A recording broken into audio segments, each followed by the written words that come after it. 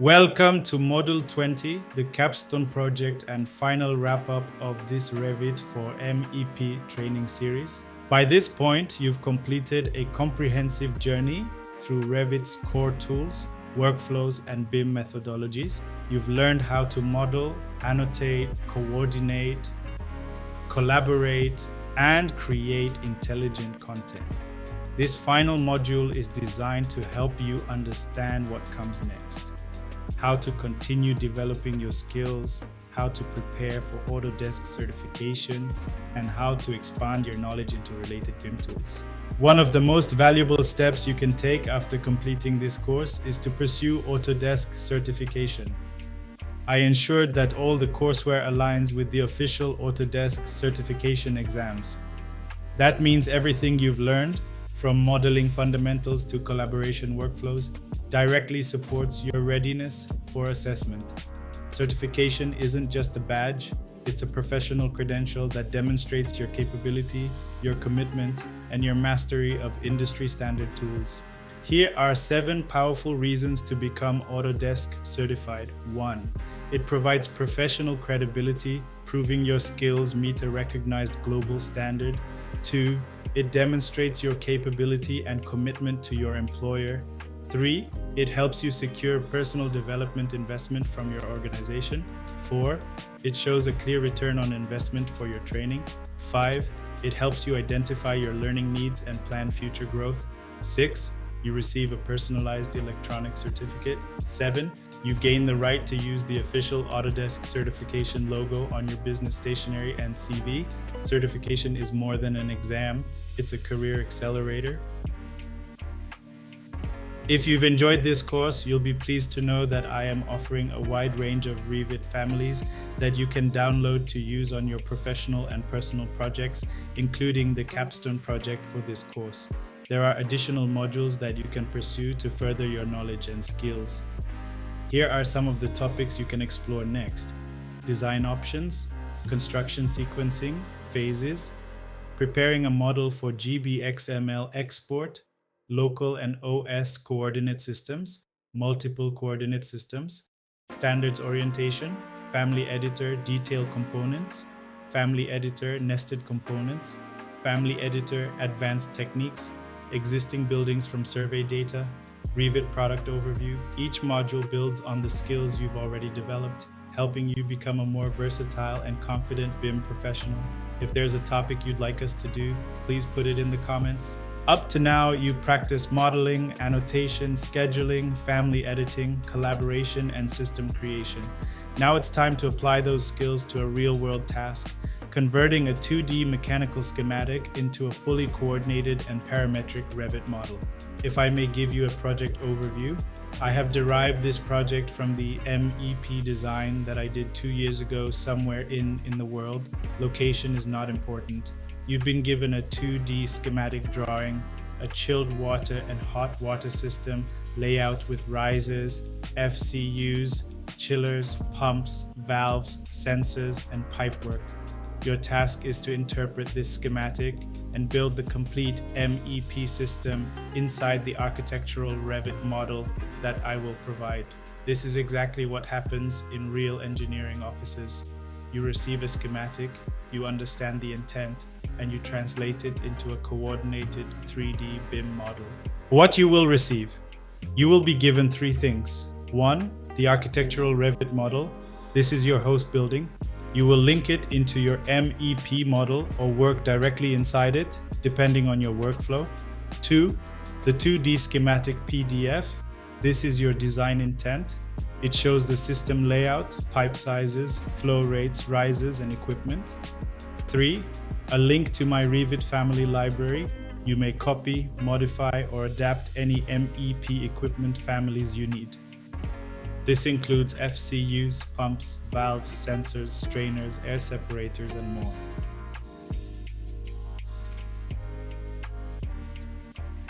What you are expected to do.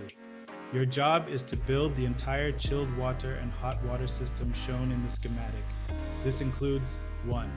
Placing all major equipment, chillers, pumps, expansion tanks, chemical pot feeders, air separators, FC-US on each floor, valves, strainers, meters, and sensors. You may use my families or modify them to suit the schematic. 2. Creating the piping systems you will model. CHWS, chilled water supply. CHWR, chilled water return. HWS, hot water supply. HWR, hot water return. Condensate drains. Fresh air and extract riser connections where applicable follow the pipe sizes shown in the schematic. 3. Building the risers. The schematic includes southwest riser, southeast riser, northeast toilet extract riser, northwest apartment extract riser, fresh air risers. You must create vertical risers, connect each floor's FC-US, maintain correct pipe sizes per level. Follow the flow rates and damper sizes shown for. Connecting all FCUs, each FCU must be placed in the correct room, connected to the chilled water supply and chilled water supply return risers, connected with correct pipe sizes, provided with valves, strainers, and meters, as shown in the typical FCU detail. Use the typical fan coil unit detail in the schematic as your guide. 5. Applying correct system types. Every pipe must belong to the correct system. Chilled water supply, chilled water return, hot water supply, hot water return, condensate, vent, domestic water. This ensures proper system calculations and color coding. 6. Using correct families and modifying them if needed. You may need to adjust connector sizes, add parameters, modify geometry, add symbolic line work, create new types. This is where your Module 19 family editing skills come into play. 7. Coordinating with the architectural model. Make sure pipes do not clash with beams or ceilings. Equipment fits in plant rooms. Riser shafts are used correctly. FC-US are placed logically within rooms. Use section boxes, interference checks, 3D views, work sets if needed. 8. Annotating and documenting. Once the model is complete, you will tag equipment, add pipe sizes, create schedules, produce a sheet with your system layout, include a 3D view of your piping system. This demonstrates your ability to produce construction-ready documentation. How to approach the project. Here's the recommended workflow. Step 1, study the schematic, understand the system flow, equipment order, and riser logic. Step 2, place all major equipment. Start with chillers, pumps, tanks, and FCUs. Step 3, build the risers, create vertical systems first. They form the backbone of the model. Step 4, connect each floor. Work level by level, connecting FCUs to the risers. Step 5, add valves, strainers, and accessories. Follow the typical details exactly. Step 6, add insulation and system colors. Use Revit's system settings. Step 7, test your model. Use 3D views to check for clashes and missing connections. Step 8, produce your final sheets.